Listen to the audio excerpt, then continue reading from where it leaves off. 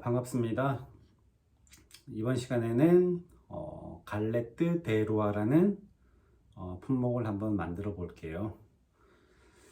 일단 갈레트 데루아라는 품목은 쉽게 설명하면 이제 뭐 크루아상이나 이제 뺑어 쇼콜라 이런 이전 빵들을 만드는 도우를 저희들은 일반적으로 이제 데니시 도우라고 많이 불러요.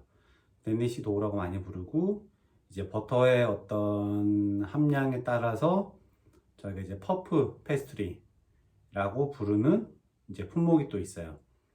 일반적인 이 크루아상이나 뺑어 쇼콜라를 만드는 도우보다는 간단히 말씀드리면 버터의 함량이 좀 적은 그런 품목이라고 보시면 되고요. 이제 오늘 만들 갈레트 데루아라는 품목은 이 퍼페스트리라는 어떤 도우를 가지고 그 안에 아몬드 크림을 넣은 다음 뚜껑을 덮어서 샌드위치처럼 겹치는 거죠. 뚜껑을 덮어서 이제 오븐에 구워서 먹는 이런 아이템이에요. 이 갈레트 데루아라는 이 품목은 이제 프랑스에서 이제 새해 먹는 신년이죠. 신년에 먹는 어떤 아이템 중에 하나로 이 아이템 안에 이제 보통 이제 아몬드 크림이 들어가는데, 이 아몬드 크림 안에 이제 페브라는 어떤 작은 인형, 도자기 인형 같은 것을 넣어요. 그래서 이제 신년에 가족들이 모여서 이제 이 갈레트 데루아라는 품목을 이제 서로 이제 커팅해서 나누어 먹겠죠. 이 나누어 먹는 과정에서 이 페브라는 이 도자기 인형이 나온 사람이 이제 그날에 왕이라는 어떤 타이틀을 줘요. 약간 가족 파티 같은 개념이죠. 이 왕이라는 타이틀을 주고 그 페브라는 도자기를 뽑은 사람에게 이제 왕관을 씌워주는 거죠. 각 나라마다 있는 일단 음식에 관련된 어떤 문화, 풍습이라고 생각하시면 될 것 같아요. 그래서 아직은 저희 나라에서는 약간 생소한 아이템일 수도 있어요. 하지만 뭐 한 2년, 3년 전부터 여러 많은 매장에서 이 갈레트 데루아라는 품목을 새해 해마다 신년에 이제 고객들에게 선보이고 있어요. 그래서 어떤 외형적인 모양을 보면 약간 생소할 수도 있는데, 이제 그 안에 아몬드 크림과 그 다음에 겉을 싸고 있는 이 퍼프 페스트리 도우 같은 경우는 일반적으로 저희가 이제 많은 아이템에서 접하는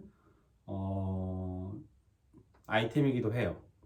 퍼프 페스트리 같은 경우는 대표적인 아이템으로는 이제 밀푀유가 있어요. 밀푀유를 이 퍼프 페스트리 도우를 사용해서 만들고 있고요.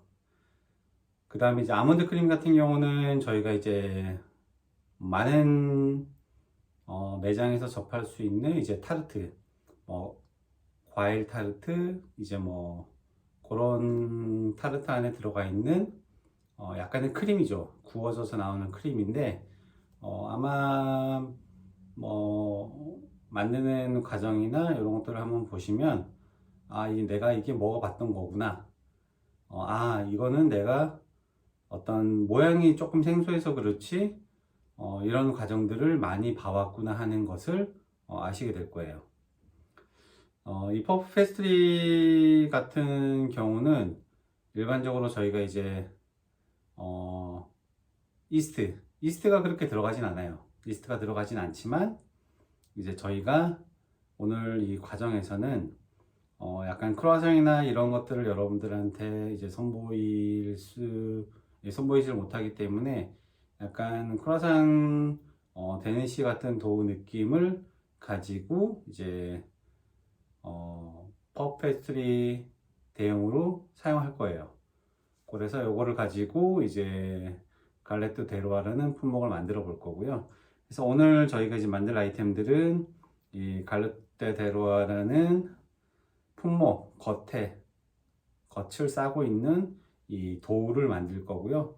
그 다음에 이제 도우 안에 들어갈 이제 아몬드 크림이죠. 아몬드 크림을 만드는 과정을 한번 설명을 한번 드릴게요. 도우 만드는 과정은 어떤 빵을 만드는 과정하고 비슷해요. 준비된 재료를 가지고 저희가 이제 도우를 만들 거고요. 도우가 완성이 되면 이제 파이 안에 넣는 이 버터가 있어요. 보통 저희가 이제 뭐 파이 버터라고 얘기하는데 이 버터를 반죽 안에 넣고 이제 쌀 거예요. 이 싸는 과정들은 저희가 이제 뭐 크루아상이나 이런 도우를 만드는 과정들하고 비슷해요. 반죽을 완성한 다음 이제 일정 시간 발효를 시키고 발효된 반죽을 먼저 이제 냉동고에다가 반죽 자체를 단단하게 만들어줘요. 왜냐하면 이 버터를 반죽 안에 넣고 싼 다음 저희가 밀대를 사용해서 밀어 펴기를 할 거예요. 밀어 펴기를 한 다음에 다시 도우를 접어주고 다시 밀어 펴기를 하고 다시 접어주고 하는 과정들을 이제 반복을 할 거예요.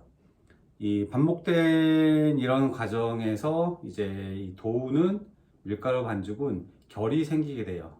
이 여러 겹의 결 사이에 이 버터가 층을 이루고 있고요.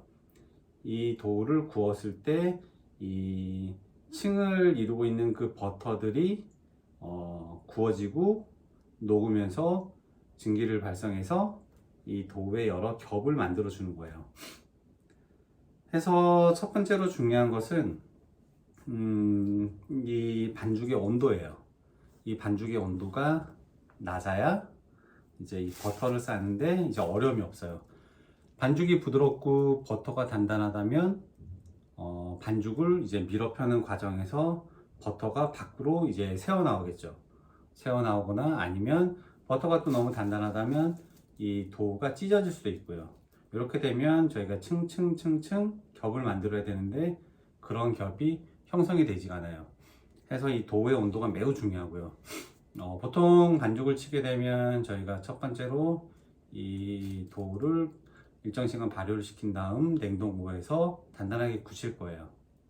이 굳어진 반죽을 빼서 이 버터를 싸줄 건데 방금 말씀드렸다시피 이제 온도가 중요하다고 했는데 이제 버터를 싸기 전에 이 반죽의 온도는 0도에서 2도 사이가 가장 좋아요. 그렇기 위해서는 발효가 좀 덜 되기 위해서는 이 초기에 하는 이 반죽의 온도도 매우 중요해요. 이 반죽의 온도는 저희가 일반적으로 뭐 빵을 만드는 뭐 대표적인 식빵을 만드는 이런 여러 가지 빵 도우의 온도가 보통 저희가 이제 27도 정도가 가장 적당하다고 얘기하는데 그 이유는 이제 저희가 이스트라는 재료를 넣게 되죠. 빵을 이제 부풀게 하는 역할을 하는 이 이스트가 들어가게 되는데 이 이스트가 제대로 정상적으로 활동을 하려면 이 최종적으로 반죽이 완성되었을 때 이 도우의 온도가 한 27도가 되었을 때 이 이스트가 클 수 있는 활동할 수 있는 가장 적절한 온도라고 보고 있어요.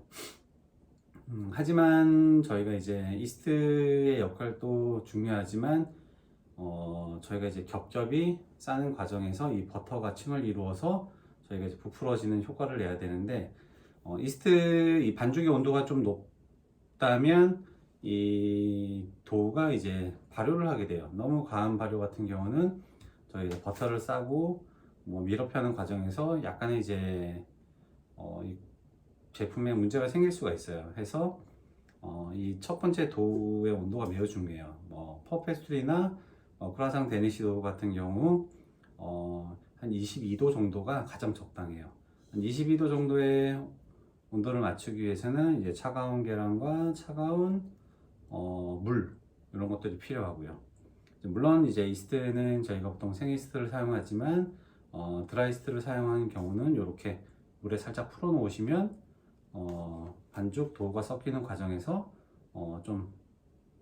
조금 더 골고루 섞이는 효과를 낼 수가 있어요. 그래서 저희 이제 반죽을 해서 도우를 밀어 펴는 과정들을 이제 보여드릴 거예요.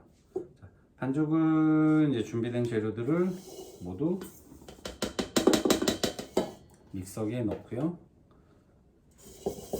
물과 버터와 계란 이것들을 이제 반죽과 같이 섞어서 믹서기에 돌려줄 거예요.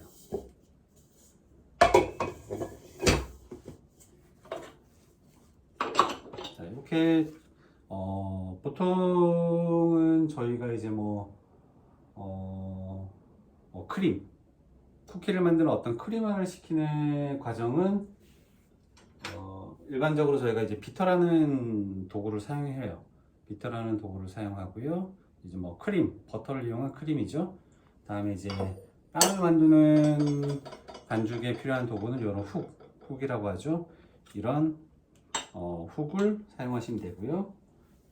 이제 아시겠지만 이제 우리가 그런 생크림이나 이제 계란을 휘핑해서 거품을 만들어주는 과정을 만들 때는 이런 휘퍼를 사용하시면 되고요. 이렇게 잠깐 설명을 드렸고요. 자, 그러면 반죽을 한번 해보도록 할게요. 준비된 재료들을 다 넣고 돌리겠습니다.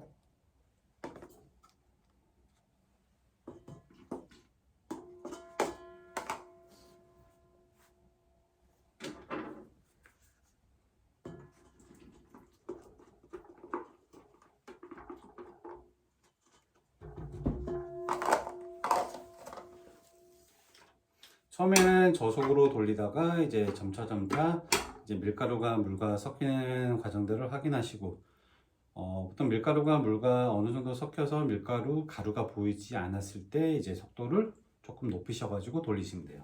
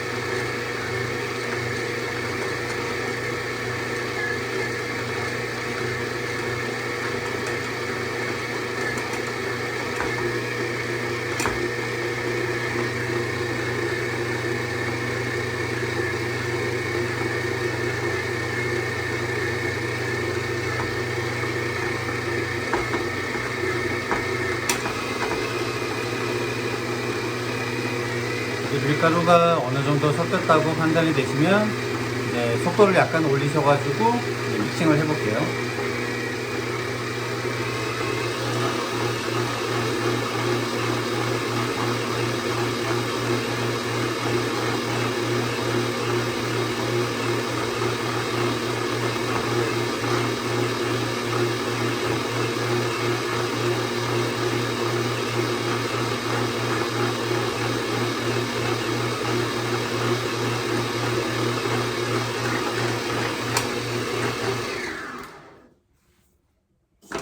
중간중간 이 믹싱볼에 붙어있는 어떤 밀가루의 마른 가루 같은 것들이죠.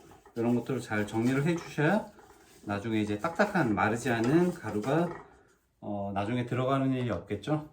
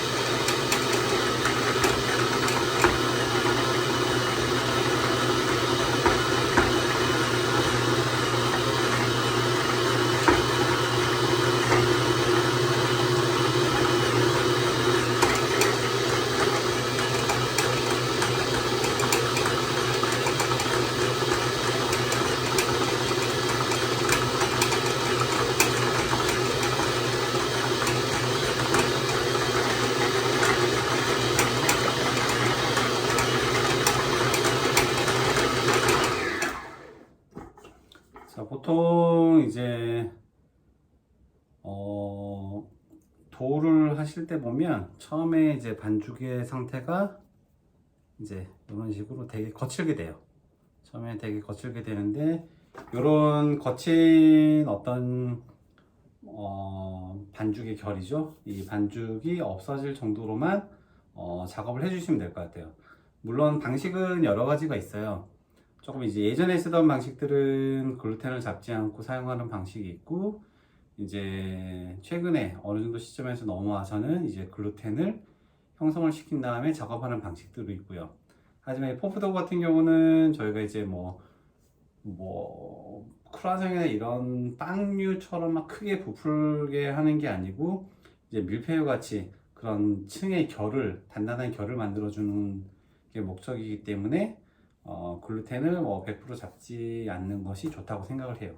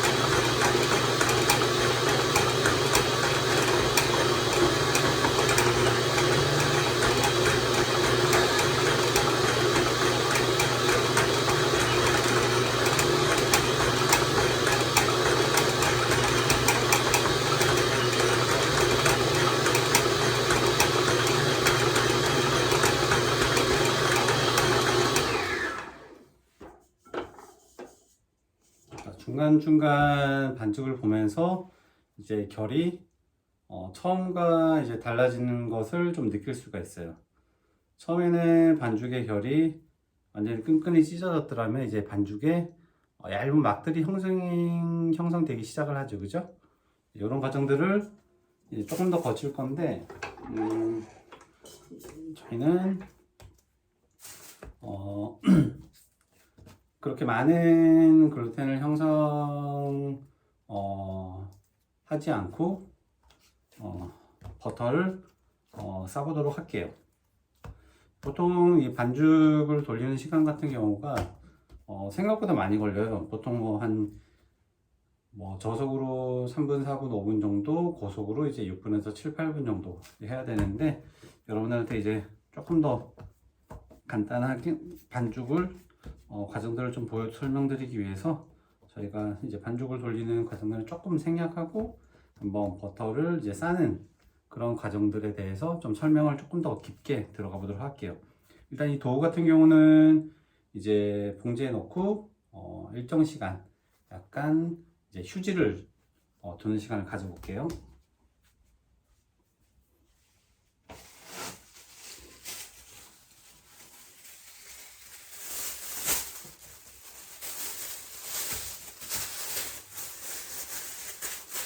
이렇게 봉지에 싸서 이제 일정 시간 휴지를 둘 거고요. 자, 다음에는 저희가 이제 버터를 저희가 이제 표기를 하기 위할 정도로 이제 조금만 얇게, 왜냐하면 이 버터 자체가 기본적으로 나오는 게 약간의 두께가 있어요. 보통 한 1cm 정도 이제 두께가 있다 보니까 너무 두꺼운 버터 같은 경우는 밀어 펴기 하는 데에서 약간 방해가 될 수 있어요. 그래서 이제 밀어 펴기 조금 적당한 두께로 저희가 이제 조금만 더 넓게 얇게 만들 거예요. 그리고 나서 이 버터를 이제 약간 조금 단단하게 만들 거예요. 아까 반죽의 온도는 저희가 이제 뭐 한 0도에서 2도가 적당하다 했고요. 이 반죽과 버터가 어느 정도 단단함에 있어서 비슷한 성질을 가지고 있어야 서로 접어서 밀어펴기를 할 때 반죽이 찢어지거나 아니면 버터가 밖으로 새어나오거나 하는 일이 없어요. 그래서 반죽의 온도는 보통 0도에서 2도 정도가 적당하고, 이제 그럼 버터 같은 경우는 이제 뭐 한 10도, 11도, 12도, 보통 이제 12도 정도가 적당한 것 같아요. 그런 상태가 됐을 때 이제 서로 접어서 밀어펴기를 할 때 이제 좀 새어나오거나 찢어지는 경우가 좀 적어질 거예요. 반죽의 온도가 0도에서 2도를 정한 이유는 물론 이제 단단함이 있긴 해야 될 거예요. 단단함이 있긴 해야 되는데, 이제 이스트가 들어가는 어떤 도우를 가정을 했을 때 이스트가 활동을 좀 적게 하지 않는 이런 온도 구간이 보통 0도에서 2도예요. 그 구간에서 저희가 이제 이 도우를 보관을 해야, 왜냐하면 냉동고에서 꺼내서 저희가 냉장에서 이제 어느 정도 밀어 펼 수 있을 정도의 단단함까지 해동을 시켜줘야 되는데, 냉장고의 온도가 너무 높아버리면 도우가 이 해동되는 과정에서 발효가 될 수가 있어요. 그래서 이제 이스트가 들어가는 도우라고 가정을 했을 때 저희가 이제 반죽 도우를 보관하는 어떤 온도가 0도에서 2도 정도 되는 냉장고에서 이제 보관하는 게 이제 가장 좋다는 말씀을 드리는 거고요. 그래서 저희가 이제 버터를 이제 저희가 반죽을 싸기 위해서 조금만 더 얇게 밀어펴기를 한번 해볼게요.